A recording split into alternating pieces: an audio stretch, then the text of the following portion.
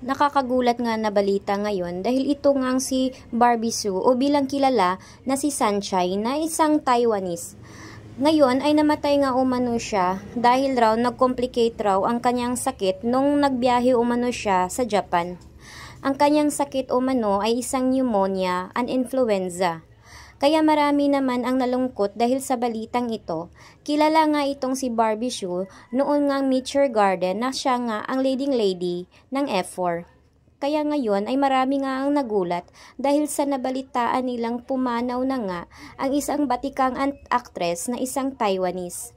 Ngayon nagugulat nga ang lahat dahil sa biglaan nga itong pagpanaw. Sa di nga ito inaasahan ay marami na ring mga fans ang nagulat dahil dito.